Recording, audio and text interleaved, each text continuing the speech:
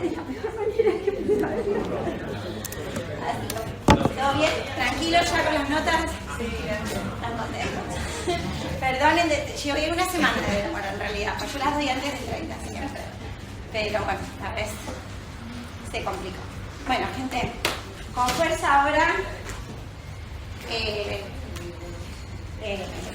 Los que tienen un insuficiente, un tropezón no es caída, así que a meterle que se puede. Y bueno, están con chances de promocionar a seguir metiéndole, ¿sí? No se va, no se me descuiden con el 8 y el 7 y ese tipo de cosas porque pasan, A veces que no bajen los brazos. Los que quieran, no, que los quieran tirar pálidas, no, para nada, es como para estar. Bueno, gente, los que quieran, traje los exámenes, así que los que necesiten tomar lista, después vamos un ratito a sala de profesores y lo hacemos, ¿bien? Bueno, hoy vamos a continuar con la parte de recursos que estuvimos viendo y básicamente vamos a terminar de completar. Les vamos a hacer ahora una especie de cajito de recapitulación para que nos quede. Vamos a completar lo que sería juicio de ejecución fiscal, ¿sí? Que es el tema que nos queda. Bueno, ¿qué sabíamos ya del juicio de ejecución fiscal? Porque el juicio de ejecución fiscal ya venimos aprendiendo bastante desde la primera parte. Es imposible no mencionarlo, como desde la primera parte ustedes ya saben tribunal fiscal. Hoy vamos a cerrar esa película, ¿está bien? Recordemos siempre que nosotros habíamos visto todos los procesos, ¿se acuerdan? Decíamos, teníamos la estimación, teníamos el descargo,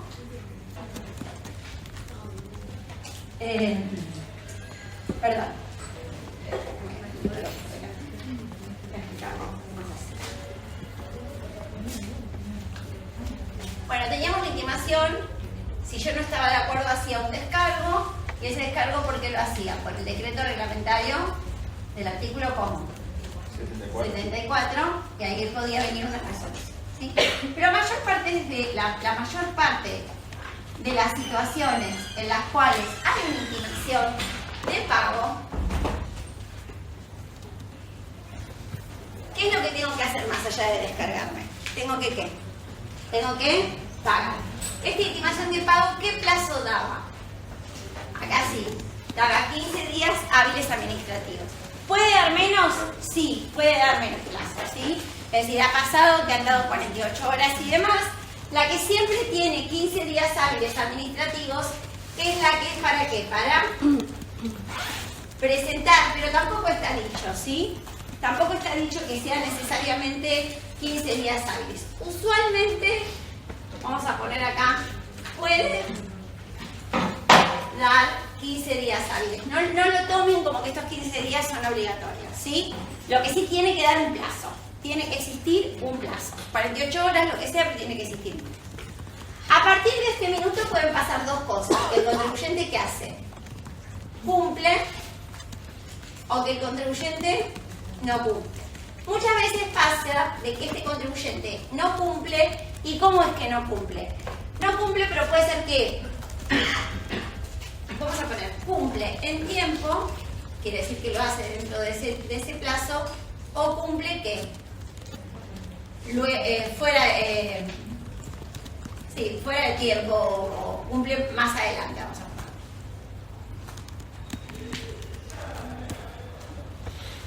Si cumple más adelante o no cumple, pasado este lapso de 15 días, el fisco se encuentra habilitado para librar lo que se dice librar o emitir ante estas dos situaciones, que orden de boleta de deuda. Boleta de deuda. ¿Yo me entero cuando el fisco emite la boleta de deuda? No me entero. ¿Se entiende? Cuando el fisco emite la boleta de deuda no me entero. No se notifica.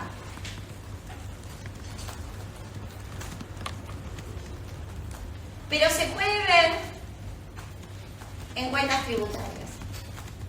Entonces, cuando entran a ver su sistema,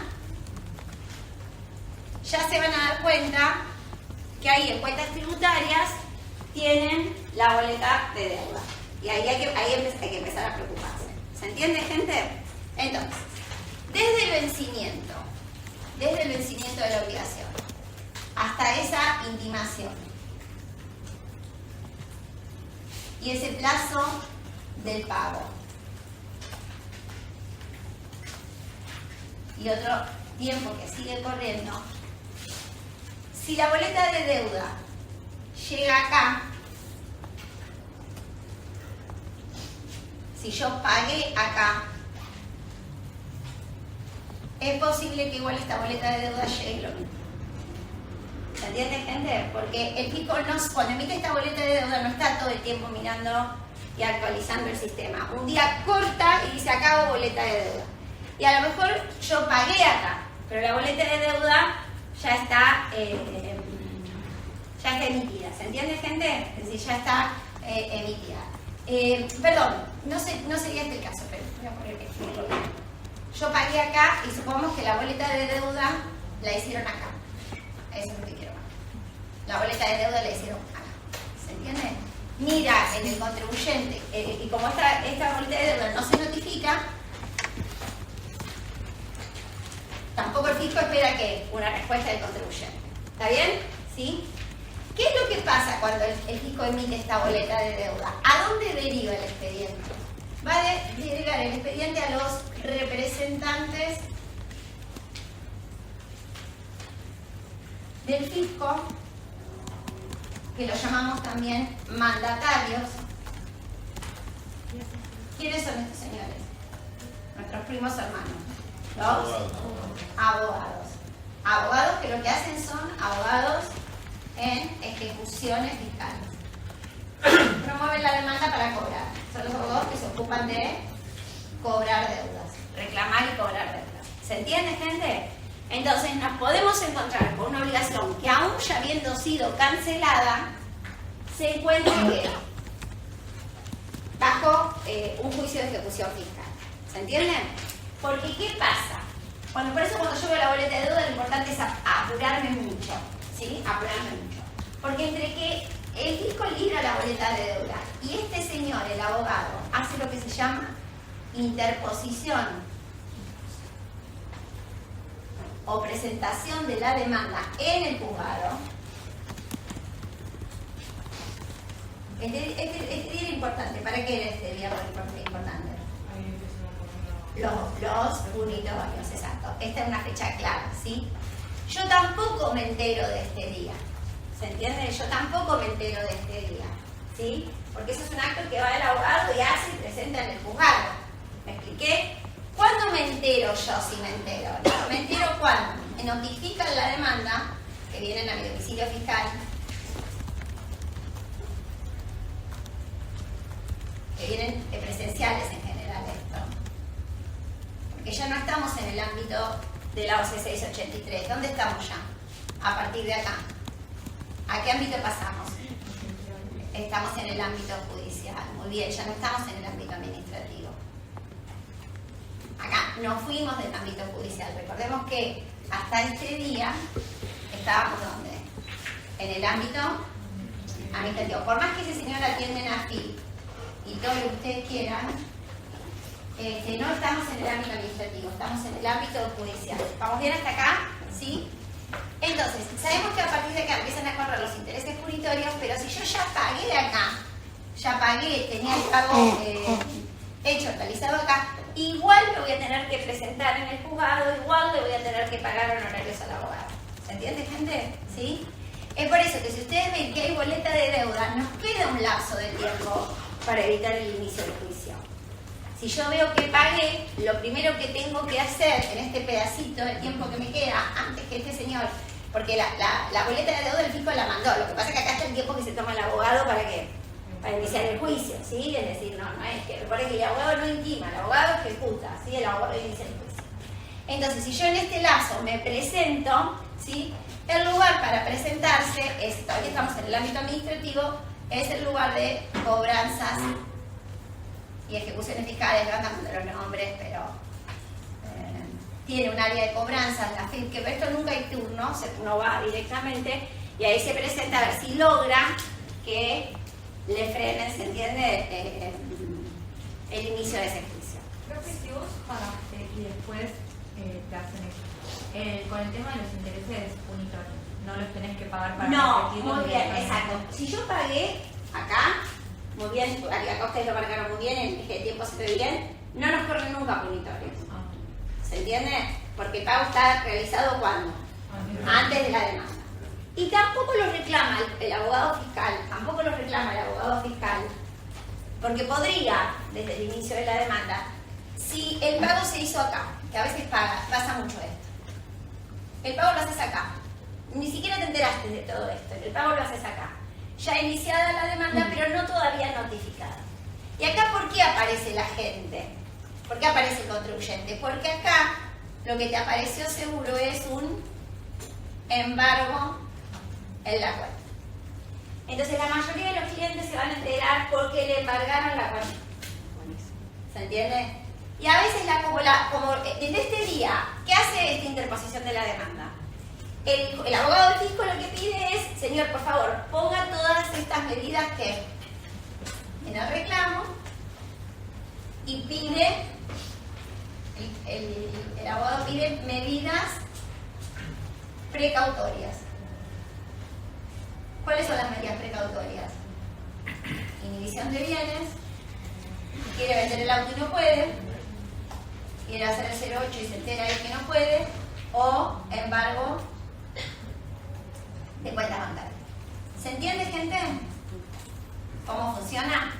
Entonces, si esto pasa y el pago quedó acá, aunque la demanda ya esté interpuesta, pero como todavía no vinieron los oficiales de justicia a notificarme al domicilio fiscal, no me piden los punitorios, siguen los resarcitorios. Eso es lo que normalmente hace el abogado. Te dicen, no te cobro los punitorios porque todavía no se notificó. O sea, vos apareciste, porque vas a aparecer si ese día le dices al contribuyente, por favor paga, ¿se entiende? O ya habías pagado en realidad de antes, de que te enteraste del embargo, porque a veces pasa que te caen en el camino. Y esto, chicos, pasa con todo. Algo que pasa mucho también, no solo cuando hay que pagar el IVA o ganancias o bienes personales, pasa también con los anticipos. Al Pico le encanta hacer juicio por los anticipos. ¿Me explico? Porque es la manera que tiene rápidamente de cobrar. Porque hay muchas personas que dicen, bueno, no importa, el anticipo no lo pago total después, lo pago con el saldo de la declaración jurada. Y quién sabe si algún día me reclaman los intereses. Y si algún día viene una moratoria, los intereses me lo van a perdonar. ¿Se entiende, gente? Entonces es muy usual que como no depende de una declaración jurada que hay que presentar, se deja de pagar el anticipo. Y esto vale para todo, vale para la declaración de IVA o para el anticipo. Bueno, ¿se entendió más o menos esto? ¿Sí? Esta secuencia que nos va uniendo un poquito a todos los otros temas que vimos. Bueno, vamos a verlo ahora un poquito con la presentación, a ver si completamos algunos aspectos técnicos. Ni siquiera la hice despertar. Bueno, si leen libros de procedimiento más viejos, van a encontrarse que esas medidas precautorias, ¿saben qué pasaba? Las podía pedir la FIP acá. ¿Sí? Estaba en el artículo, hoy que es el 92. Las podía pedir la FIP acá. Y en una causa, creo que era Intercor, si no recuerdo mal, la Corte dijo, el fisco, como fisco, no puede pedir embargo de las cuentas. El fisco no es un abogado, ¿se entiende? Es la administración pública, ¿se entiende?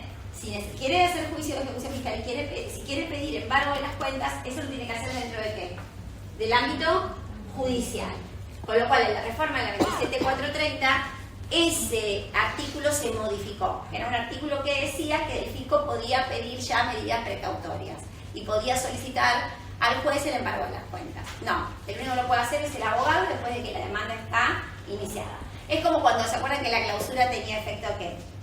Devolutivo. Bueno, o sea, son cosas que hacen en las leyes, pero de movidas se saben que están mal. Bueno, ¿vamos bien hasta acá? ¿Sí? Bueno, un segundito. Vamos a la presentación. El sábado, me olvidé de subirles el cronograma, gente, actualizado, que lo tengo ese sí lo tengo desde el jueves.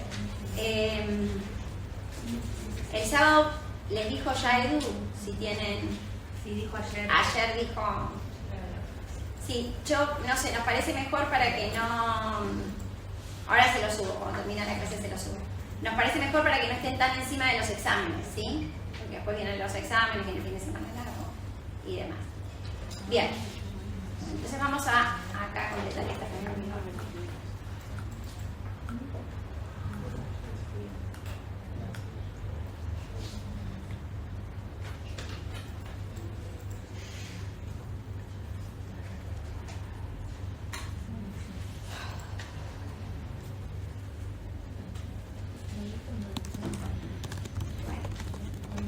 Entonces, la demanda de repetición se encuentra en el 81, ¿sí?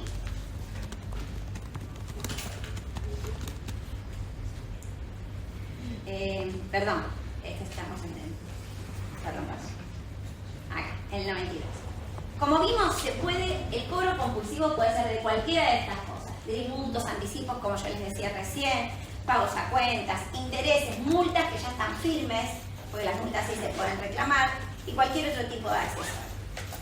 Y acá lo importante es que no nos podemos poner a discutir, no me corresponde pagar esto. ¿Se entiende? Este no es el momento para discutir el ajuste. ¿Se entiende? Ya hubo otros momentos para discutir el ajuste. Acá yo no puedo discutir la procedencia del tributo. Sin embargo, puede ocurrir que yo quiera discutir la procedencia del tributo o del accesorio. ¿Y saben con qué pasó esto? Esto pasó con intereses que el contribuyente interpretaba con estas moratorias que hubo, que quedaban condonados y el fisco interpretaba que no quedaban condonados. ¿Me explico?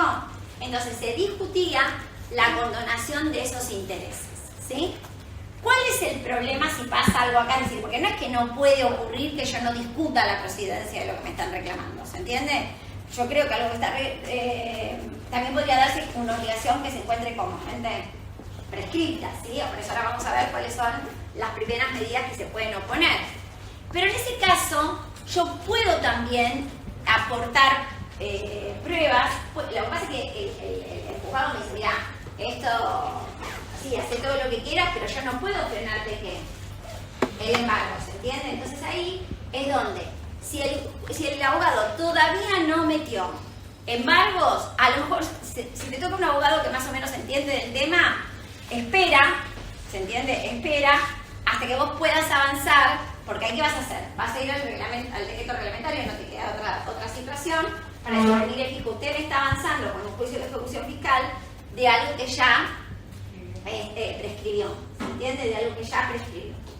En ese caso, se abre otro expediente paralelo y a veces el agente fiscal tiene paciencia hasta que yo resuelvo esa situación y si después el fisco desiste y se cierra el juicio. A mí me pasó con un contribuyente en la moratoria anterior y por supuesto ganamos, pero bueno, hubo que padecerla. ¿Y saben cómo nos enteramos? Nos enteramos porque le había bajado el perfil. Vieron que tenemos las categorías A, B, C, le había bajado a este contribuyente. Y yo suelo estar muy atenta a esas cosas, de mirar cómo está el perfil de riesgo. Y cuando vamos al perfil de riesgo, ahí nos enteramos que estaban juicios iniciados. Y juicio iniciado de un contribuyente impecable. ¿Juicio iniciado de qué? Este contribuyente había rectificado las declaraciones juradas para meter en la moratoria. Y en esa ley no había quedado bien claro si estaban condonados los intereses de los anticipos omitidos. Se interpretaba que sí, pero la verdad que la letra de la ley no era clara. Y finalmente, bueno, este abogado no inició el embargo y por suerte discutimos, pero nos llevó un año. Un año. Y el abogado tuvo paciencia un año, y no era poquita plata, era bastante. Así que bueno, había rectificado, creo, por un cambio de criterio en la evaluación de algo que el fisco le venía insistiendo, el contribuyente se había cansado de discutir, creo que era la amortización. Este señor tenía una nave, pero la verdad, un avión, sí, un avión privado. Y tomaba la amortización del avión privado, lo usaba, se lo usaría también para otras cosas, pero lo usaba también por viajes, tenía que por todos lados, y justamente la discusión de lo que él rectificó era la amortización del avión, ¿sí? Esto lo venía discutiendo, como esa moratoria era muy conveniente, dijo, como ya me conviene aceptar el criterio fiscal, y de ahí se rectificó la declaración jurada de ganancias, y de ahí surgieron estos intereses territorios que les cuento. ¿Se entiende, gente? Entonces, puede ocurrir, ¿sí? Y ahí es como que nos agarra bastante dolor de estómago porque el juicio lo tenemos, estamos ya transitando todo el tiempo. Bien. Entonces, aunque diga esto, no me lo va a resolver el juez del juicio, ¿se entiende? No me lo resuelve el juez del juicio, tengo que hacer el canal aparte de comunicación, ¿sí?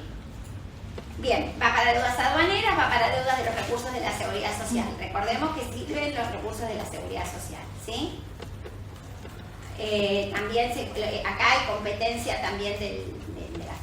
Entonces, ¿cuándo procede? Incumplimiento de la intimación de pago, una declaración jurada, son ejemplos, presentada por el contribuyente pero que no fue pagada, incumplimiento del ingreso del saldo, una intimación del artículo 14, por ejemplo, cuando me reclaman retenciones que me computé indebidamente, cuando la determinación de oficio me queda firme y entonces no apelé, ya el fisco puede iniciar el cobro compulsivo. Contra los recursos del 74, que tienen efecto devolutivo, entonces estoy interponiendo el recurso del 74, pero igual me pueden iniciar el juicio. Contra los recursos que me va mal del 76A, contra los recursos de reconsideración. Cuando me rechazan créditos fiscales, que me piden que devuelva créditos fiscales de exportación, que los reclamé y me los pagaron y no son hábiles. Cuando me deniegan una compensación, compensé, me dicen su saldo a favor ya no está, porque a lo mejor después rectifiqué y se me terminó ese saldo a favor. Bueno, como ven, tenemos muchísimas situaciones, ¿sí? En la caducidad de un plan de facilidad de pago, en el pago provisorio impuesto vencido, nuestra clásica, ¿sí? Que en el parcial no lo tomé y lo querían meter en cualquier lado. Me encanta porque la que le dije que le reclamaba los anticipos porque no había presentado la declaración jurada, ya me contestaban también qué pasaba con la declaración jurada no presentada. No había resultado de eso, pero bueno, todos lo sumaban. Entonces, claro, justamente el pago provisorio de impuestos vencidos, que es la otra clásica que el fisco tiene generalmente. Bueno, garantías y las sentencias también del tribunal, con sentencia que adversa al contribuyente. Recordemos que la sentencia adversa al contribuyente, el contribuyente la puede apelar a la Cámara, pero ¿cómo tiene efecto? Tiene efecto devolutivo. Recuerden que dijimos, no rige el solver repete, porque no estoy obligado a pagar para presentar a la Cámara, pero si mientras tanto el fisco me quiere ejecutar, me ejecuta. ¿Vamos bien hasta ahí? ¿Sí? Bueno. Es emitida la boleta de deuda por la FIP y es lo que se llama título de deuda o título ejecutivo. Y acá vamos a ver todos los requisitos que tiene que contener. Dice, es la declaración documental donde se deja constancia de qué me están reclamando. Tiene que tener claramente qué me están reclamando. Tiene que tratarse naturalmente de una deuda líquida y exigible. Es decir, si que el fisco me quiere aplicar una presunción, primero que tuvo que haber transitado el procedimiento de determinación de oficio sobre base presunta. No puede así alegremente iniciarme el juicio, ¿sí? Tiene que tener el nombre del deudor, el domicilio fiscal, fecha y lugar de expedición de la boleta y firma del funcionario que tiene el carácter de juez administrativo. ¿Saben qué pasa acá con este tema del quit? Se pasa mucho en el tema de las reorganizaciones de empresas. Porque en las reorganizaciones de empresas, la empresa que es absorbida, ¿qué pasa? Deja de funcionar, se disuelve sin liquidarse. Pero los juicios, las deudas quedaron a nombre capaz de quién? De la empresa originaria, ¿sí? Y la empresa que absorbe, la continuadora, es responsable de todas esas empresas. A veces hay problemas porque hay abogados que oponen, no es mi empresa, no es mi nombre, este juicio está mal iniciado, ¿se entiende?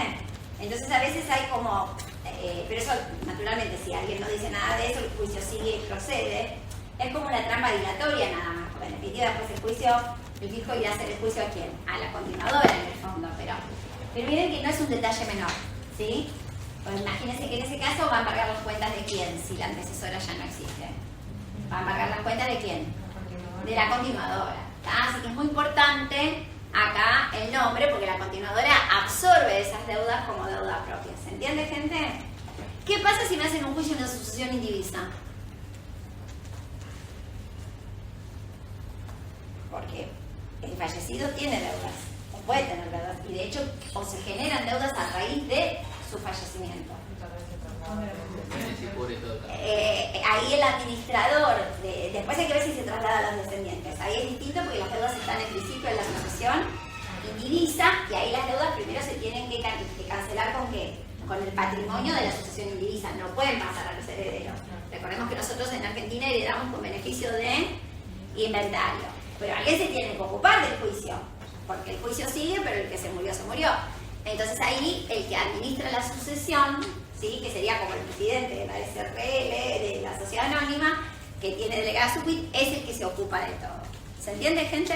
¿Sí? Es el que se ocupa de todo eso. Pero paga con los fondos de ¿qué? De la sucesión indivisa. Bien. Bueno, los representantes tienen honorarios.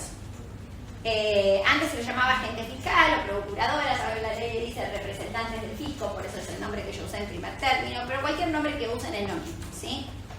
¿Y dónde trabajan estos señores, estos abogados? Estos abogados tienen sus estudios, ¿sí? Tienen sus estudios. Y tienen día y horario para atender en las oficinas de la AFIP, ¿sí?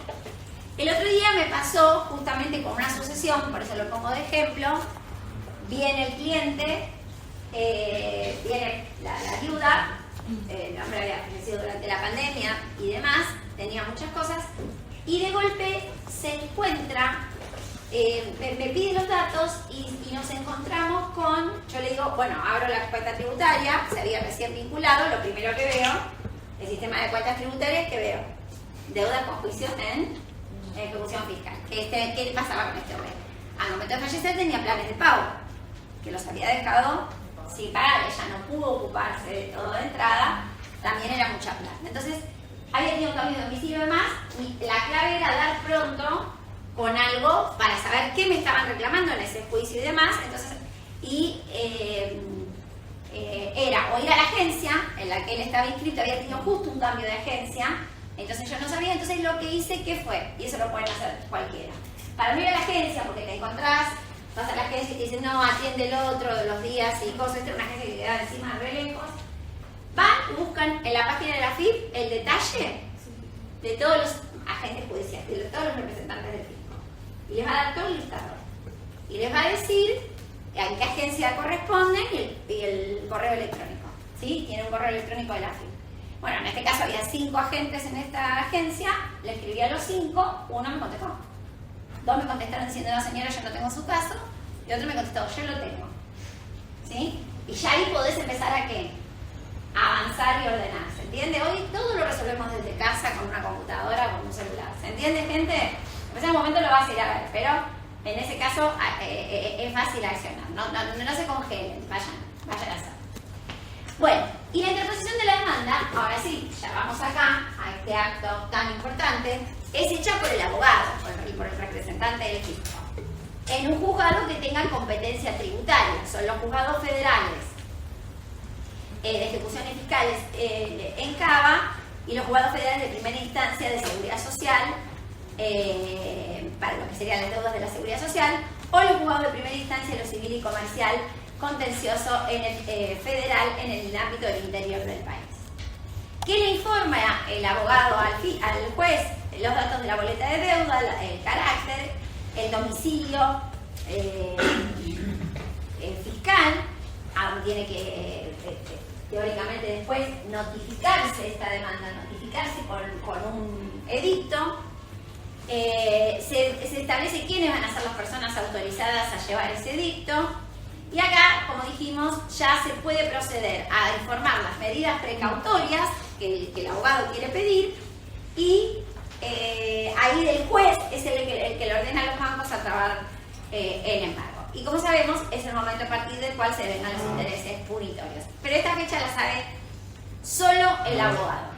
¿Ah? De hecho, cuando el abogado me contestó, lo primero que me dijo, antes que yo le pregunte, tengo todas estas causas, la fecha que interpuse la demanda es tal. ¿Entendés? Como diciendo, acá, hasta acá, fíjate que querés pagar. Bueno. Bien.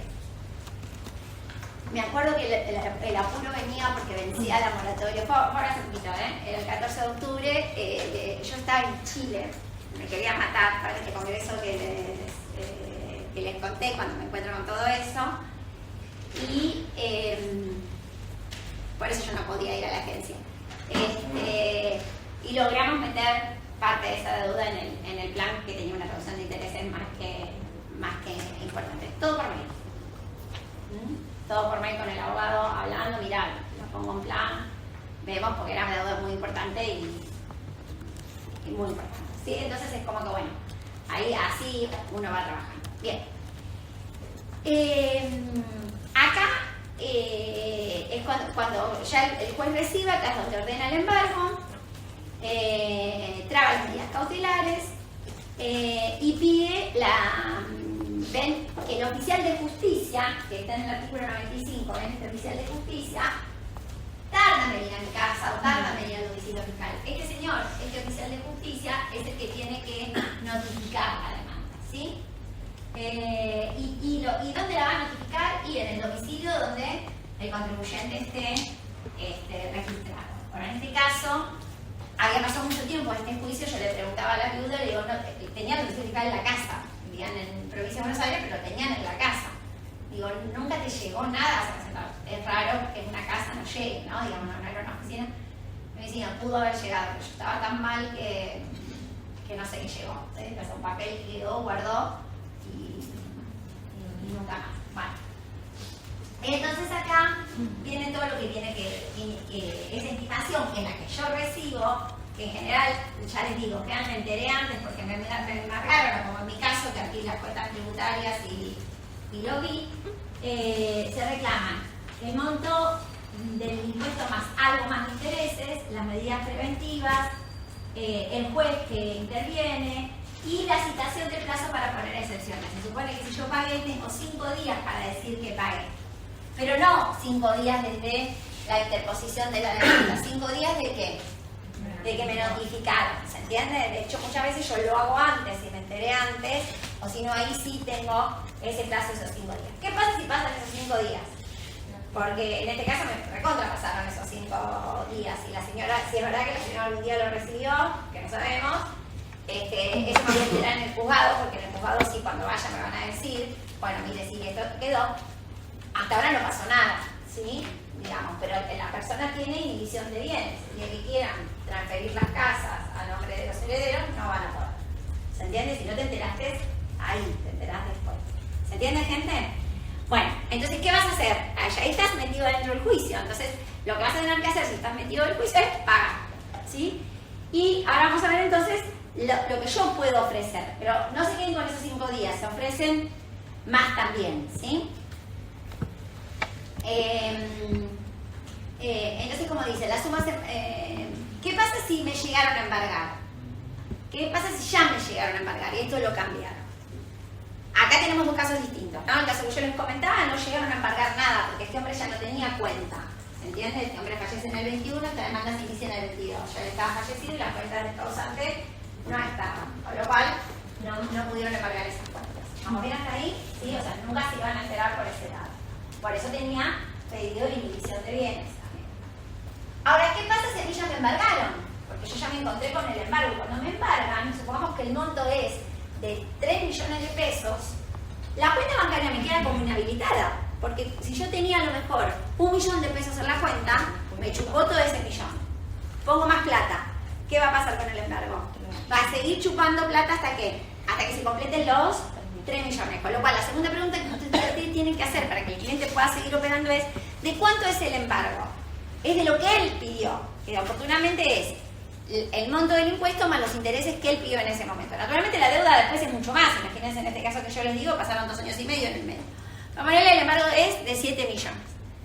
Cuando se pone ese dinero, ya a partir de los 7 millones la plata sigue quedando en el banco, ¿se entiende? Y el contribuyente puede seguir operando de manera bancaria. Ahora, si es mucha, no va a poder, ¿se entiende? ¿Qué se hace con ese dinero retenido? Sea el total o sea parcial. Se ofrece lo que se llama dación en pago. Y antes no era así, antes era terrible. ¿Saben qué pasaba? Había que pagar con otra plata para que después, ¿qué? Te lo devolvieran. Y era un infierno, porque los contribuyentes no podían salir de esa situación. Imagínense una empresa que no es que no paga, en este caso porque se murió o lo que sea. No paga porque está con problemas financieros. Esto era imposible de realizar. Lo poco que tenía ya se lo habían retenido y no tenía cómo rearmarse. Entonces, lo que uno hace es empezar a compensar con ese dinero que está retenido las sumas que están, parte de las sumas que están reclamadas, y a pagar la diferencia. ¿Cómo se puede pagar? Hay planes de facilidades de pago también. ¿Se entiende? Eso se llama espera documentada, que no lo vamos a ver. ¿Se entiende? Cuando yo terminé de cancelar todas esas obligaciones, ahí el mandatario, el representante del fisco, calcula sus honorarios y los honorarios también se pagan por BEP. ¿Sí? Son honorarios que están regulados y dependen del monto. ¿Se entiende, gente? ¿Sí? Recién ahí, ¿cuándo se termina todo? ¿Cuándo se termina todo? El abogado pide el levantamiento del embargo para que los bancos ya no sigan ejecutando. Supongamos que yo tenía 1 millón, entonces ese millón, pero lo dejé ahí. Ahí se puede pagar desde la cuenta bancaria de otro, porque el primer problema es si no pongo plata en la cuenta no te puedo pagar. Se puede pagar los impuestos desde la cuenta de otro, los BEP se pueden generar desde la cuenta de otra persona. Se paga y cuando ya está todo pagado, que el abogado ve que está todo pago, me pide el levantamiento de las cuentas. Si fuera división de bienes y ya ve que está todo pago y tengo cancelado incluyendo sus honorarios, me pide el levantamiento de las medidas precautorias. Bien, también podría haber allanamiento, ven, si hubiera que incautar bienes, esto es horrible, pasa, que es lo más típico que se lleva. ¿Por qué no paguen? El auto, los rodados, es la típica. Vienen y se llevan el auto. Tocan la puerta y se llevan las cosas. ¿Se entiende? Son medidas que no son agradables, ¿no? Bueno, entonces, las 4 excepciones que se pueden poner es el pago total de la deuda. ¿Y por qué dice total la norma? Porque hasta que no pague todo, puedo ir pagando a poco, sí, puedo ir pagando a poco. Pero hasta que no pague todo, ¿qué pasa? El juicio no se termina. En el ejemplo que yo doy, había obligaciones que eran susceptibles de ser regularizadas en la moratoria y otras que no. Otras que va a haber que pagar porque no cuadraban en el moratorio. ¿Me explico? Entonces, uno va pagando como puede, pero hasta que no paga todo, el juicio no se va a cerrar. La segunda es la espera documentada, es decir, bueno, no te pago de contado, te pago con un juicio. Acá está el. Y las otras dos son la prescripción, de decir, mire, fisco, me está acá sí es en el juzgado, ahí lo entiende el juez. Digo, mire, acá esta deuda que me está reclamando el fisco está prescrita, ya no la puede reclamar. Y empezamos a discutir la procedencia de la prescripción. O lo que es inhabilidad de título. Y ahí está el otro ejemplo que yo les di antes. ¿Cuál era el ejemplo que les di antes? El juicio está iniciado a la empresa antecesora, que fue absorbida por la continuadora, ¿se entiende? Entonces la continuadora dice, el título está mal, porque ahora la deuda me la tenés que reclamar a mí, no a la otra. ¿Se entiende, gente? En general, no, las empresas llevan adelante y lo pagan igual porque es ridículo, con los 5 minutos le están reclamando otra vez. Pero bueno, a veces si se quiere ganar tiempo, lo de inhabilidad de título pase. Fíjense que la inhabilidad del título tiene que ver únicamente con los datos de la boleta, no se discute de vuelta la procedencia del tributo. Vieron que dijimos que tenía que estar el domicilio fiscal, el quit y el nombre de quién era el deudor. De acá viene ese juez. ¿Vamos bien hasta acá, gente? Bien. ¿Qué pasa si no hay excepciones? Bueno, se prosigue con el juicio, y ahí viene en el mayor de los casos que viene el remate judicial de los bienes, ¿sí? Hasta que alcance para cubrir esa deuda. Y después puede aparecer también que la intimación al responsable solidario, ¿no? Si fuera el caso. Recuerdan que se viene con sus bienes propios, ¿sí? Y después, finalmente, o sea, son 3 etapas. La interposición de la demanda, que dijimos acá. Las excepciones, que son las que opone el contribuyente, que pueden ir o no ir. Y la tercera etapa sería la liquidación de la deuda.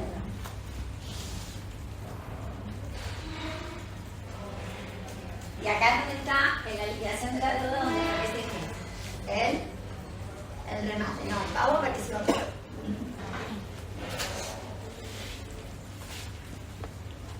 Acá aparece el orden de remate de los bienes. Lo primero que empiezan es que con las medidas precautorias. Las medidas precautorias que habían dicho embargo, y la otra era inhibición de bienes. No me rematan de entrada. Primero me inhiben para que yo no pueda vender, ¿sí? Y después de ahí sigue. ¿Está bien? Muy bien. Bueno, ahí se pagan los honorarios y demás.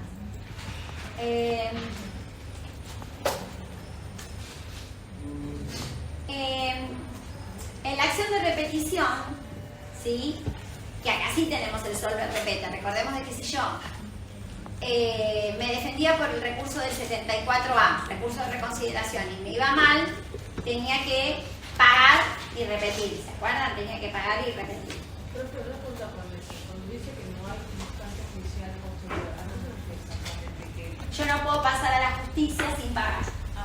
Sería el pago previo. Claro, al pago previo. Cuando yo digo, terminó el recurso de reconsideración, no tengo instancia posterior para seguir discutiendo. Fíjense que el recurso de reconsideración tenía efecto como agente suspensivo. Entonces, si me pasa algo, yo digo, bueno, después de ahí me voy a la cámara. Ese paso no se puede hacer. ¿Se entiende? No puedo saltar a la cámara.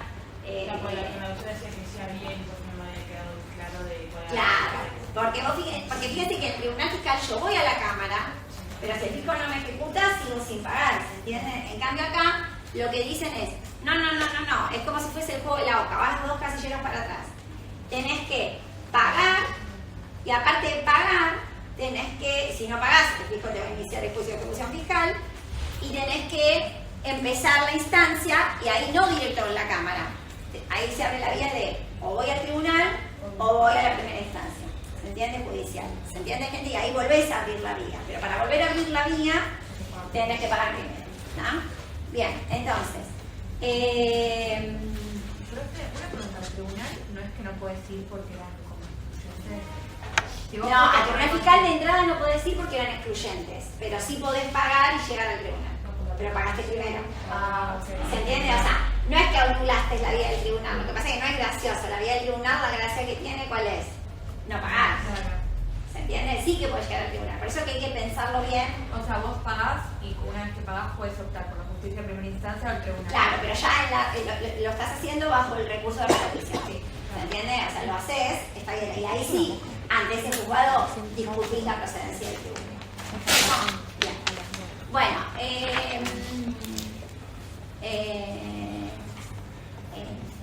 y acá, ¿qué pasa cuando vienen entonces los juicios por este tema del solver repete? ¿Sí? Tenemos este señor que está con el recurso de reconsideración, que si no puede apelar tiene que pagar para abrir la instancia.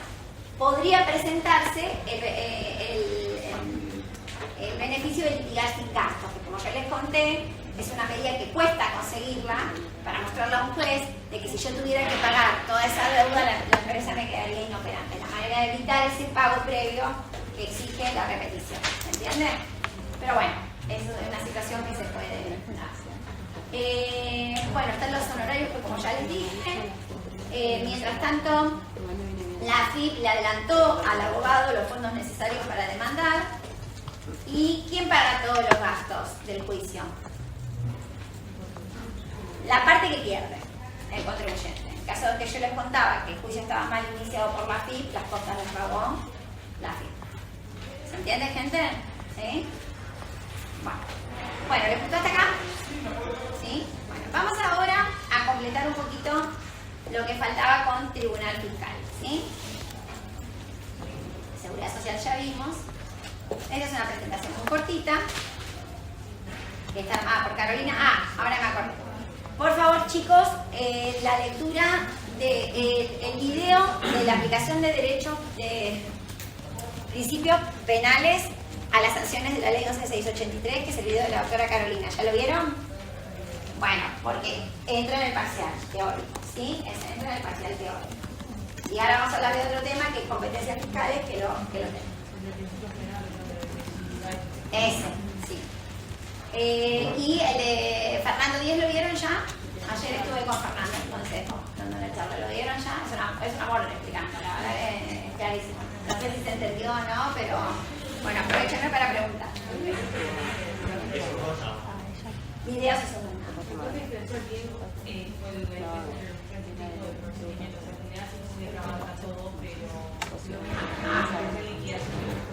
Ahora lo aclaramos, ¿sí?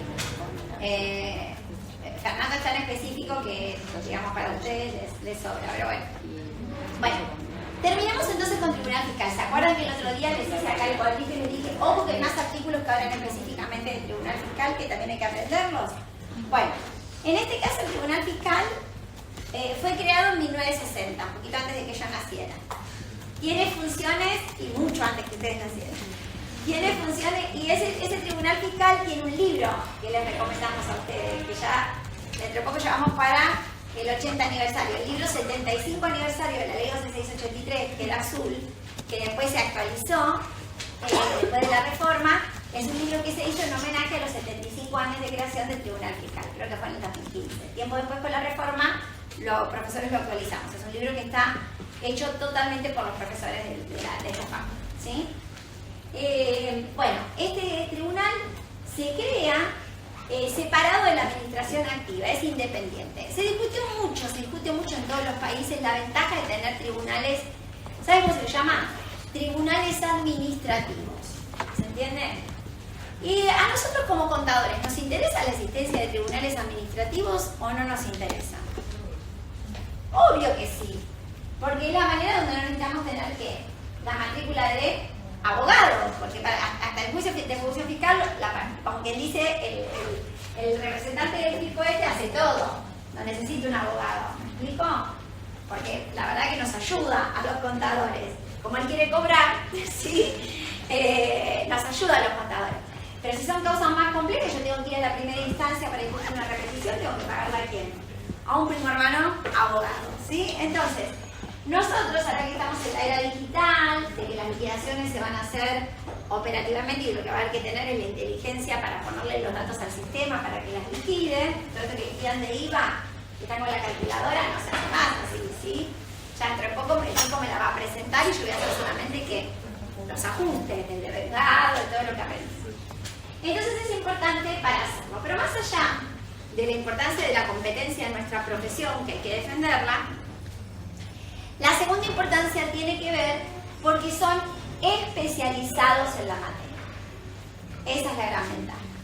Son especializados en la materia. El juez que me juzga es especialista en esta materia, ¿sí? Ahora, ¿qué es lo que dice nuestra Constitución Nacional? Y eso lo vamos a ver ahora un poquito con sistemas tributarios, que les quiero hacer un breve de cosas. ¿Cuántos poderes tenemos?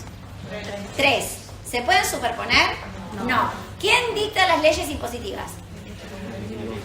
Exacto, el legislativo, el Congreso. ¿Sirve un decreto de necesidad de urgencia de mi ley para crear un tributo? No, eso es inconstitucional, ¿se entiende? Bueno, después hay cuestiones que en materia aduanera se deja que a nivel ministerial se establezcan las tasas de los derechos aduaneros, pero cuando fue la 125, después las mandó a referendar ¿a qué? Al Congreso, ¿sí? Ahí el Congreso le dijo, no, ¿está? Bueno, entonces, si el Poder Ejecutivo no puede impartir justicia, ¿cómo convive un tribunal administrativo como el tribunal fiscal? Y puede haber también tribunales fiscales a nivel provincial, ¿sí? No están en todas las provincias, pero en varias están. Provincia de Buenos Aires lo tienen. ¿Cómo convive con el sistema? Bueno, ¿saben qué es lo que garantiza nuestra Constitución? El debido proceso, el derecho de defensa. La Constitución lo dice como el derecho a ser oído. Entonces dicen, puede existir un tribunal administrativo, pero ¿saben qué? Tienen que darle después la revisión judicial. ¿Se entiende? No puede existir, no puede terminar ahí la discusión. Por eso que después del tribunal fiscal, cuando nos va mal, ¿a dónde vamos? A la Cámara. Ahí ya entramos en la justicia. Por eso se dice que en realidad opera como cuestión de primera instancia. Y estos recursos administrativos a nivel provincial, que si quieren hacer la materia que la da Carolina, que es la materia de tributario profundizado, que es optativa en nuestra carrera, está buenísimo si la pueden hacer como optativa, la dan Fernando y Carolina, y es un lujo porque ellos les van a explicar con lujo de detalle todo este tipo de cosas y también van a ver el procedimiento provincial, que en esta materia no lo alcanzamos a ver. ¿Se entiende, gente? Entonces, acá lo que se discutió es eso, y esa revisión judicial, en la medida que esté, va a ser válida, ¿sí? Esto surge de una vieja causa de la Corte, que es Arias contra Poggio. Y lo que el tribunal puede dictar es una sentencia, le llamamos sentencia, aunque no sé si está bien llamado, pero nunca es definitiva. ¿Se entiende? Nunca es definitiva. Ni siquiera sobre los hechos. ¿Se acuerdan cuando yo les dije cuando se apela a la Cámara, se apela a la Cámara, pero el recurso de apelación a la Cámara es de apelación y revisión limitada? ¿Y la Cámara qué es lo único que va a controlar, gente? Va a dar por probado los hechos, que ya se supone que ahora vamos a ver cómo el Tribunal Fiscal los probó, y va a solamente mirar las cuestiones de derecho. Anótense bien eso en la Cámara. Pero si la Cámara advierte que no están bien probadas las cuestiones de hecho, puede hacer dos cosas. Volver a mandar el expediente al tribunal para que pruebe lo que no probó, o eventualmente, en el caso más raro, ocuparse de probarlo. ¿Se entiende, gente? Claro. El Tribunal Fiscal evalúa las dos cosas, hecho y derecho, pero una sentencia del tribunal nunca es definitiva. Siempre requiere la actividad judicial posterior. ¿Me ha ido bien o me ha ido mal? Si me vio bien, si me fue bien, ¿por qué, gente? Porque el que puede reclamar, ¿quién va a ser? El juicio, el fisco, ¿sí? Solo que el fisco diga, bueno, me convencieron. ¿Se entiende? Va a discutir el fisco. Si me fue bien, si me fue mal, a mí, entonces yo voy a ser el que va a interponer el recurso. Cuando el Tribunal Fiscal analiza la causa y ustedes se están defendiendo ahora, y lo van a poner cuando ustedes hagan la apelación al Tribunal Fiscal, ¿qué van a poner como prueba, gente? ¿Qué van a poner como prueba? ¿Qué están pensando poner como prueba? La documentación. Mientras tanto, ¿qué hicieron? Dieron un montón de datos, ¿sí? Que son pruebas, son hechos reales, ¿sí? Dijeron, facturé de esta manera, no mirá que el depósito en la cuenta me lo hizo un pariente, no mirá, ¿se entiende? Todos esos son los hechos. Todos esos hechos ustedes se los mostraron a través de algo documental, con contratos, con pedido de informes a los bancos, bueno, no sé, con todo lo que hicieron, para mostrarle en su momento al juez administrativo todos esos hechos, ¿sí? Bueno, todos esos hechos que ustedes ya le mostraron al juez administrativo en el descargo de la vista, que a lo mejor en la resolución el juez administrativo mucho el apunte no le llevó y dictó una resolución adversa al contribuyente, que ahora van a apelar al Tribunal Fiscal. En la apelación al Tribunal Fiscal, que lo que estamos viendo ahora, ustedes vuelven a llevar todo ese andamiaje de cosas. ¿Se entiende? ¿Sí? Y ahí van a volver a ofrecer la prueba. ¿Se acuerdan que la vista ya la habían podido ofrecer, pero podía ocurrir que el juez administrativo la rechace? Entonces acá se la van a dar. Bueno, todo eso refiere a los hechos. Primera parte. El Tribunal Fiscal es el lugar para discutir los hechos. Pero además, ¿qué van a invocar ustedes, gente? ¿Qué van a invocar? Cuestiones de derecho, a veces de cuestiones técnicas, ¿sí? Che, esto no era un depósito, esto era otra cosa, o esto, no sé, esto no era un gasto, o sí, o era un aporte, ¿no? ¿Se entiende? Entonces empezamos a discutir cuestiones de derecho. Cuando el Tribunal Fiscal, cuando la Cámara recibe todo eso, entonces el Tribunal Fiscal evalúa las dos cosas y dicta su sentencia. Cuando se apela, cualquiera sea el que apele, la Cámara a los hechos los va a dar por probado. Yo la apelación a la Cámara no le puedo ofrecer prueba, ¿entendés? La prueba ya la tuve que haber ofrecido ¿qué? Antes. No le puedo decir a la Cámara, mira, acá le traje más cosas, que las encontré en un cajón. No, la prueba ya se ofreció antes. Entonces, la Cámara se debería limitar solamente a analizar las cuestiones de derecho. A ver, esta prueba es conducente, no fue conducente, demostró, no demostró. La prueba sirvió para demostrar, por lo cual el tribunal dice, esto no demostró, y la Cámara entiende que sí demostró. ¿Se entiende? Y eso es lo que se analiza en la Cámara. ¿Vamos bien hasta acá? ¿Sí?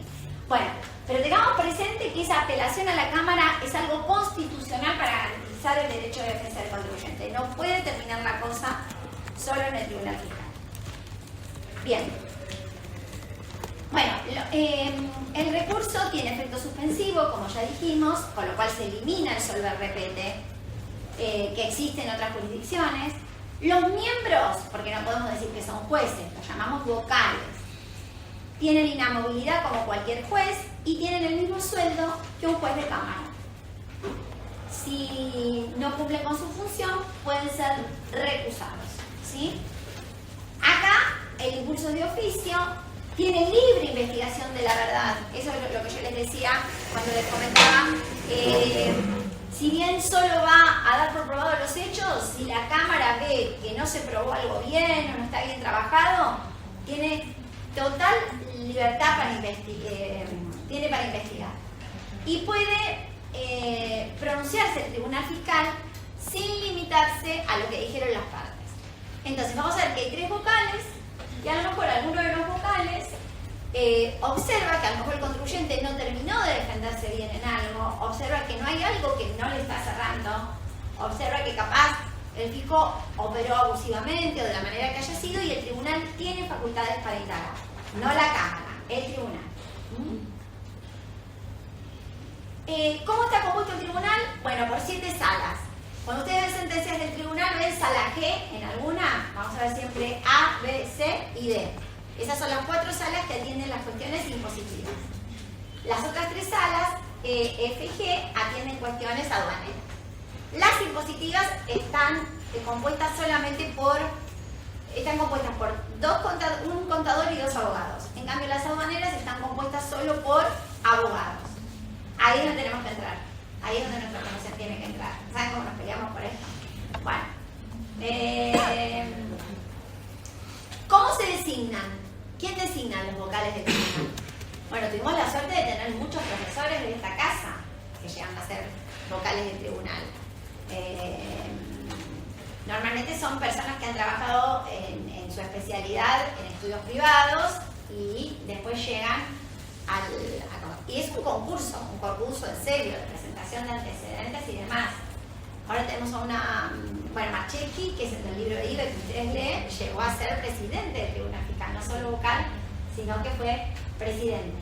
Y ahora tenemos ya vocales que son, por ejemplo, son un poquito más grandes que yo, pero ahí no más, o sea, ellos son más de mi generación, que han sido profesores. Agustina O'Donnell, hay muchos, pero ahora que son Pablo Corporato, y muchos de ellos siguen ejerciendo la docencia y los tenemos como profesores en los posgrados. Y es un lujo, la verdad, estar con ellos, ¿sí?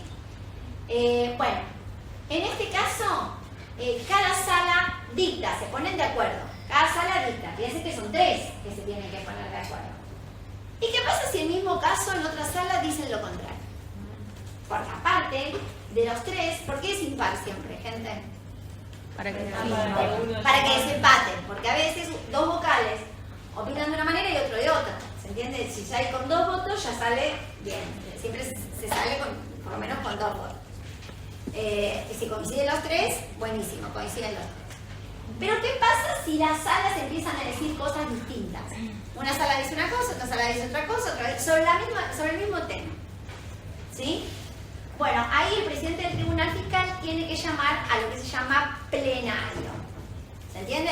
Bueno, somos 16 decidiendo, 12 decidiendo. 3 por 4, 12. Juntémonos y empecemos ¿a qué? A revisar. Y ahí uno ya ve la tendencia que tiene la sala. ¿Y la sala cómo me toca? Yo pido la sala que quiero que me favorece, porque ya vi que tenían sentencias a mi favor. ¿Cómo viene la sala? ¿Cómo me dan la sala? ¿Saben? Por sorteo. Entonces hay rezo, ¿sí? Usamos todas las cábalas que tenemos. El contribuyente se la da por sorteo. El contribuyente reza para ver a qué sala quiere que le toque, porque empieza a verse la tendencia. Pero a pesar de que se vea la tendencia en esa sala, puede ocurrir que algún vocal se enferme. Y no puede estar trabajando si está enfermo. De hecho, como Archiqui pasó. Y si se enferma, ¿qué pasa? No tienen suplentes. No tienen suplentes. Queda el puesto, en general, lo reemplaza otro vocal de otra sala. ¿Se entiende? Otro vocal de otra sala lo reemplaza, tiene un nombre, ahora se me fue de la cabeza. ¿Cómo se dice cuando es? Subrogante. Subrogante, ahí está, subrogante. Entonces, cuando me viene otro señor a mi grupito, ¿sí? Que es como somos los grupos de cosas, me viene otro mi grupito nuevo, ¿me va a traer qué? cuando analizamos la jurisprudencia decimos, y en este caso la sala falló al revés, pero no es que cambió su criterio esta sala, sino es que justo estuvo como subrogante el otro y le cambió la interpretación. ¿Se entiende cómo opera? Bueno, todo esto viene a cuenta de decirles de que cuando se produce en esta situación, para evitar ese caos y esa situación, y que no estemos todos con la incertidumbre de que va para un lado o va para el otro, se llama plenario. A ver si todos se pueden poner de acuerdo en un criterio común, ¿sí? Aunar esfuerzos, ¿sí? Hay un reglamento, hay incompatibilidades, naturalmente los miembros del Tribunal Fiscal no pueden ejercer la actividad privada, salvo que eso es para todos los funcionarios. La docencia. Por eso el presidente Fernández seguía siendo profesor de la UBA. O sea, no puede tener ninguna otra actividad remunerada de manera privada. ¿Está? No, pública es esa. O sea, ya bastante tenés con ser vocal del tribunal. Renunciará, vieron cuando los ministros cambian y cosas, dejan uno y dejan un cargo y toman otro, pero no pueden tener dos cargos acá. Salvo que las funciones estén unificadas en ese cargo. ¿Sí? Bueno, y la importante modificación que se la debemos a Rubén Marcheschi es el expediente electrónico. Porque ¿qué problema tenía el Tribunal Fiscal? Tenía su sede acá en Cava y se presentaba en Cava. Entonces los que venían del interior del país, de Tierra del Fuego, tenían que tomarse ¿qué? El avión para presentar la sentencia, para presentar el expediente en el Tribunal Fiscal. Esto medianamente la presentación se resolvía porque se admitía la presentación en las oficinas, en las agencias de la FIP, ¿sí? Y después la agencia lo cursaba. Pero en temas judiciales, los abogados, que a veces patrocinan ante el Tribunal Fiscal, nosotros no nos queremos quedar tranquilos, y traerla a la ciudad de Buenos Aires y traerla in situ a la sede del tribunal nos dejaba más tranquilos. ¿De ahí que viene, gente? El famoso plazo de extensión en razón de la distancia. Hoy ya no tiene sentido porque el expediente común es, gente, electrónico. Por lo cual el Tribunal Fiscal dijo, te dejo las 2 horas de gracias, pero basta con lo otro. ¿Se entiende? Dictó una acordada y ahí quedó. Bien. ¿Cuánto se apela? 15 días hábiles. Tenemos que informar a la FIP, porque como les contamos, si no le informamos a la FIP, el fisco puede seguir con la ejecución fiscal. Puedo ir sin patrocinio o con patrocinio, ya sabemos que puede ser contador abogado, y acá está la famosa tasa de justicia, que es del 2,5%. Sí. Sí, porque es la tasa que le paga los sueldos a los vocales. Y si ganas no la recuperas. Las costas sí, las costas son los honorarios de los abogados, porque después a los contadores nos regulan abogados. Yo patrociné y me reguló el Tribunal Fiscal honorario para mí. ¿Se entiende? Esas son las costas, y es así, la paga o el contribuyente o se dividen.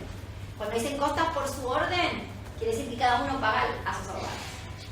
¿Se entiende? Y cuando dicen costas al vencido, pero acá el tribunal tiene que decir a quién le corresponden las costas. ¿Estamos bien? ¿Acá tendría efecto devolutivo si no pagase la tasa? No podés, claro. Por eso ahí era lo que yo les contaba, que a veces el hecho de pagar la tasa hace que muchos vayan al recurso de reconsideración. Claro, porque el recurso de consideración decía que la apelación al Tribunal Fiscal era devolutivo cuando apelaba ya al tribunal. En la determinación de oficio. No, pero la terminación de oficio, el devolutivo es porque yo cuando apelo al tribunal al recurso de reconsideración, si me va mal después tengo que pagar. Creo que decía que decía determinación de oficio, y creo que decía apelar al Tribunal Fiscal, decía que cuando lo que apelaba a la Cámara tenía un efecto devolutivo. Claro, a la Cámara sí. No, pero no es la tasa. El efecto devolutivo no es de la tasa. La tasa se paga. Okay. La tasa es como si fuese un honorario. Sí. La tasa se paga. El efecto devolutivo de la Cámara, ¿qué es? Yo me va mal en el Tribunal Fiscal, voy a la Cámara. O pago o me van a hacer el juicio de ejecución fiscal. Lo que me van a devolver es el tributo. ¿Se entiende? Si después yo gano en la justicia. ¿Se entiende, gente? Perdí en el tribunal y gano en la Cámara. Y gano en la Corte. Ahí me lo van a devolver. La Cámara no tiene efecto suspensivo. El tribunal es suspensivo. Mientras que esté en el tribunal no me van a ejecutar. Mientras que esté en el tribunal, justamente la ventaja es que no me van a hacer el juicio de ejecución fiscal, pero tengo que pagar ese costo de la tasa de... Se llama taxa de actuación, gente, anótenlo bien. Tasa de actuación ante el Tribunal Fiscal de la Nación. Y acá está la presentación de ese escrito que ustedes tienen que hacer en la última entrega del TP. donde presentan, como dijimos, la prueba documental y se ofrece el resto. Y en este ofrecimiento, acá el tribunal, ¿qué sí es lo que tiene que hacer? Que el juez administrativo podía no hacer. Hacer producir la prueba. Porque si yo cité testigo, yo he ido como testigo también al tribunal fiscal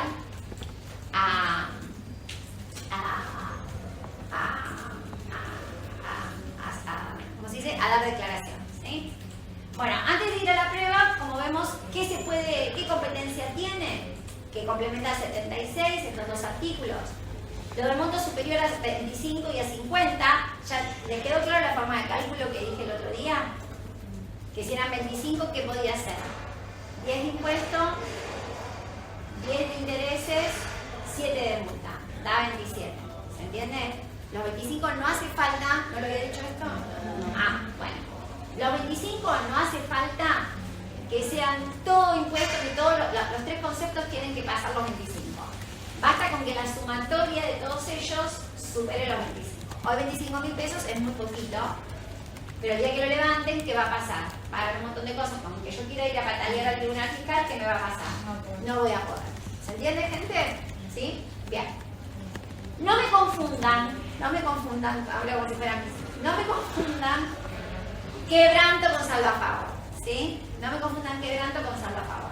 Cuando yo discuto en la disminución de un quebranto, no tengo un impuesto determinado, no tengo intereses y no tengo multa, no tengo ninguna de las tres cosas que tenía. Simplemente lo que digo es, me quiero quedar con mi quebranto, porque lo voy a usar algún día, ¿está bien?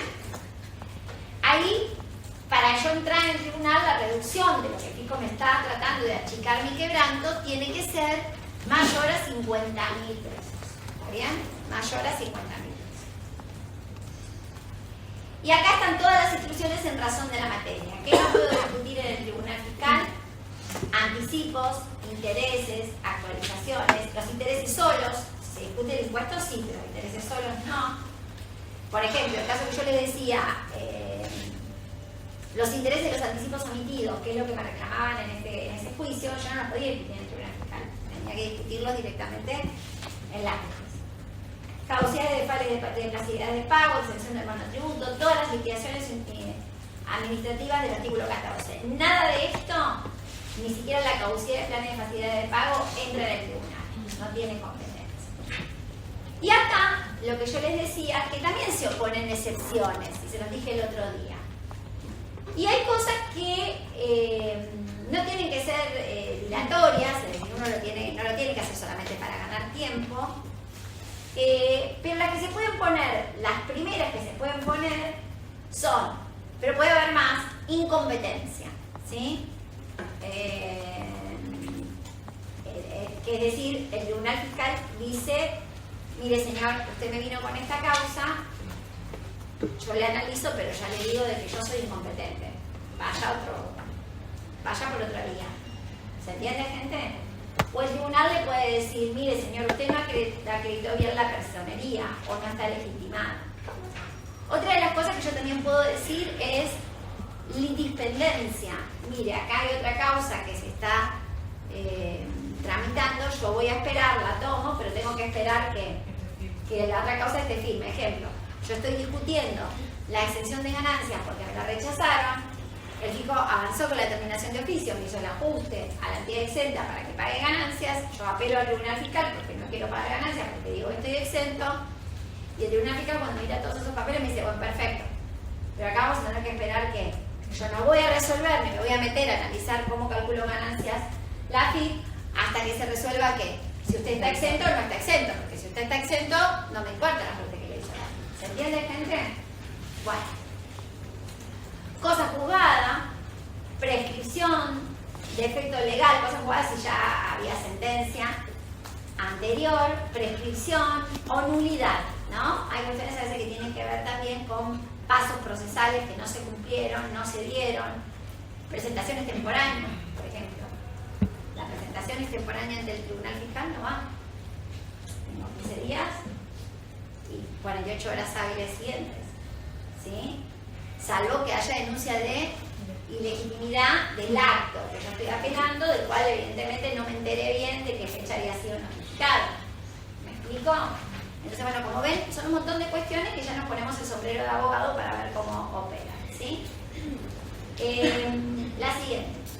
Y acá, después de que se oponen todas esas excepciones, porque ahí ya dijimos, bueno, seguimos o no seguimos con esto, o vamos a seguir bajo estas condiciones, viene una audiencia preliminar de prueba. Acá hay una audiencia física donde vamos, nos atiende el secretario, no me atiende Marcheschi, ¿sí? O no me atendía Marcheschi, me atiende la secretaria de la vocalía, es chiquito el lugar, bueno, en general hacemos, y ahí si se hace la apertura, después de eso se analiza la prueba que se ofreció y se hace la apertura a prueba. Me van a dar 60 días hábiles acá, recordemos que con la vista eran de 30, acá me dan 60, con posibilidad de ampliarlos 30 o 45 días más para que yo lo ofrezca. Si no lo ofrezco en ese lapso, ya después no se puede producir. Los vocales del tribunal en cualquier momento pueden pedir medidas para mejor proveer. Recordemos que eran esas medidas para esclarecer más los hechos. Y después llega un momento donde con toda la prueba ya se produjo, se cierra el periodo probatorio. Y acá aparece lo que yo les decía la otra clase. Ahí viene el alegato, ¿sí? Hay 5 días para que los abogados tomen la vista de todo lo que pasó y 10 días para que hagan el alegato. Ese alegato se hace por escrito, ¿sí? Donde habiendo visto todas las pruebas, cada abogado va a tratar de defenderse en ese caso. Si no hubiera prueba, porque nadie aportó prueba, bueno, naturalmente el fisco dicta su sentencia. Y si pasó todo eso después de los alegatos, también, perdón, el fisco no, el tribunal fiscal dicta su sentencia. Costas. Bueno, ahí sí, vamos a las costas, no es la tasa de justicia, no es la tasa de actuación que se pagó antes. Las paga el vencido en general, el que pierde, a veces puede ser por su orden, y lo que sí, el tribunal no puede pronunciarse sobre la inconstitucionalidad de las leyes, salvo excepciones, pero sí puede decir que esto es inconstitucional si la Corte ya antes había dicho que era inconstitucional, ¿se entiende? Es decir, toma y recepta todos los principios de la Corte, ¿sí? Y también sí puede declarar, no va a decir que es inconstitucional la norma, pero puede declarar diciendo que la norma que el tipo está aplicando, que está interpretando, no la está haciendo de acuerdo a derecho. ¿Se entiende? Es decir, eso sí puede decirlo, como que de alguna manera te empieza a abrir el caminito hacia lo que después es la inconstitucionalidad de la norma, ¿sí? Pero no la puede declarar. Muy bien, gente, creo que con creo que esta es la última. El amparo por mora, que era el otro trámite que les contaba, que este también lo interponemos. Es sencillo. Si hay un trámite en que la FIP se demora, pero no es un trámite administrativo cualquiera, cuando la demora es excesiva, yo tengo que demostrar mi perjuicio y pedir pronto despacho a la AFIP primero. Si dentro de los 15 días la AFIP no me responde, el tribunal le pide a la AFIP que informe y puede ordenarle que complete el trámite, ¿sí? Es decir, estoy en un pedido de repetición, que no va, que tarda, que demora y demás. Entonces, siempre que el fisco tenga un plazo incumplido, porque recuerden que para yo pedir el pronto despacho, porque el fisco se tuvo que haber ya debido expedir, y si no se expidió, no va. Hay algo que lástima que ustedes ya no van a aprender en esta materia porque se modificó la ley de procedimientos administrativos, pero miren y lean ahora todo lo que hay del silencio. Busquen silencio y lean. Hay un montón de trámites que se están modificando para que el Estado no se atrase. Porque, salvo excepciones, ante el silencio, yo pido algo, ante el silencio va a favor de quién? Del consumidor. Está hermoso, ¿sí? Hay 48 trámites, ¿sí? Ayer los veíamos con Fernando. Y hay cosas que sí, que no se puede poner el silencio porque no me pueden en una reorganización de impuestos decir que el silencio me aprobó la reorganización, ¿se entiende? Hay cosas que a la FIP le tienen paciencia. Pero es para que el Estado trabaje más. Porque todos ustedes que trabajan en estudios con vencimientos, ¿qué hacen? Se quedan sin dormir, presentan más. Y el Estado tiene todo el tiempo. Así que, bueno, gente, esta es la última. No se me vayan todavía que me queda un minuto. 34 son. Cada vez se me van a empezar a ya lo suelto. Mis hijos me dicen, ay mamá, pobres tus alumnos. Ellos a veces ya no viven conmigo naturalmente. Se acordaban y cada vez que bueno, yo ahora vive afuera, lo voy a ver y me quedo en la casa y viene a mi casa porque vive afuera, implica cuando a veces viajamos y tengo que dar clases desde afuera, me dice, ay mamá, yo no sé cómo te aguantan tus alumnos. Hablan muy fuerte, me dice. Así que bueno, pero no se me vayan, que es un minutito que les paso el último spot. Bueno, ya vimos todas estas unidades, ¿sí? Miren. Ya nos queda aduaneros sellos que ya tienen fecha y monotributo. El lunes ven monotributo. Aduaneros y sellos lo van a ver en la otra clase que tienen conmigo y después seguimos practicando ingresos, productos y procedimientos. Sistema tributario. Acá anoten. Hay que leer este artículo porque lo tomo, como tomé el de Kaplan. Lo escribió Carolina Calero. Hay una pequeña presentación mía de sistemas tributarios que después en alguna clase de repaso se las voy a nombrar, que es esta, que básicamente acá partimos un poco, yo se las comenté un poco la primera clase, porque yo les doy como el pantallazo, de cómo está organizado nuestro sistema federal, partiendo de qué, de la Constitución y de las normas constitucionales que tienen, como se dice, que tienen contenido tributario. Algunas de ellas tienen contenido tributario explícito y otras normas de la Constitución Nacional tienen contenido tributario implícito.